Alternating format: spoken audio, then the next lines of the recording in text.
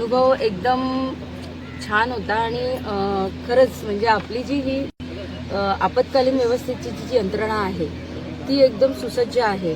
3 boats आहेत, 2 जेटकी आहेत आणि त्याचबरोबर इतर सुद्धा त्यांनी प्रात्यक्षिकं दाखवली की जेव्हा आपत्कालीन व्यवस्थेची यंत्रणा वाचवण्यासाठी जोपर्यंत सामान्य नागरिकांपर्यंत पोहोचू शकत नाही तेव्हा त्यावेळेस त्यांनी अशा पूरपरिस्थितीत पुराच्या पाण्यामध्ये अडकलेल्या नागरिकांनी कशा प्रकारे आपली व्यवस्था करायची. तर त्यांनी असं दाखवलं की आपल्या ज्या ह्याच्या बिस्लरीच्या बॉटल्स आहेत त्या बॉटल्स आपण कशा प्रकारे दोऱ्यांनी बांधायच्या आणि पूर्ण एअरटाईट करायच्या त्यांना झाकण लावून आणि त्या आपल्या बॉडीला बांधायच्या आणि प्रत्येक बॉटलच्या ह्याच्यानुसार म्हणजे मोठी आपली जार असतो ते 100 किलोचं वजन पेलते पाण्यामध्ये. म्हणजे तो माणूस कशाचाही आधार न घेता पूर्णपणे तरंगू शकतो आणि जोपर्यंत त्याला मदत कार्य मिळत नाही त्याच्यापर्यंत पोहोचत नाही तोपर्यंत तो बुडणार नाही ह्याची त्या ह्याच्यातून 100% खात्री आपल्याला पटते. तर ते प्रात्यक्षिक सुद्धा तिथे आपल्या जवानांनी आपल्याला दाखवलेलं आहे.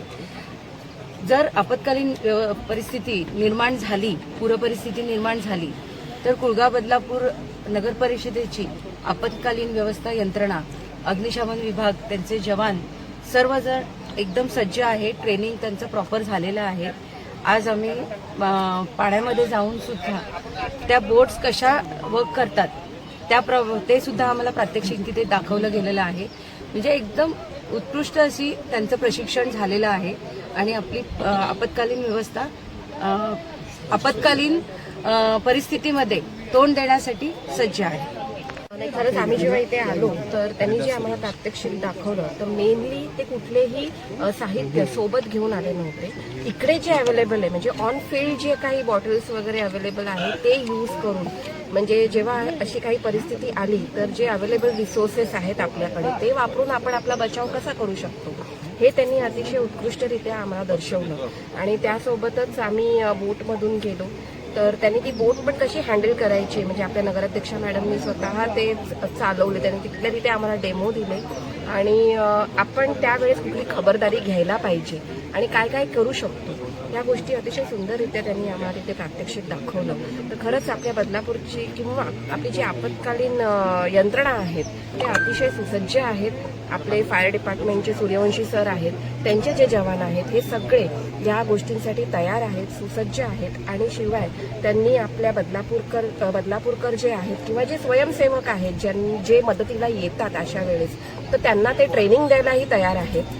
त्याच्यामुळे मी सर्वच बदलापूरकरांना आवाहन करीन की ज्यांना ज्यांना अशी स्वयंसेवक म्हणून त्यांना मदत करावीशी किंवा अशा वेळेस मदत करण्यासाठी ते पुढे येतात तर त्यांनी नक्कीच येऊन इथे ते ट्रेनिंग घ्यावं आणि खरंच आपलं जे सुसज्ज यंत्रणा आहेत त्या अजून आपण बळकट कशा करता येईल ह्याच्याकडे आपण पाणी साचलं किंवा पूर सदृश परिस्थिती निर्माण झाली की नगरपालिकेचे आपत्कालीन नंबर सर्व ठिकाणी प्रदर्शित करण्यात आलेले आहेत.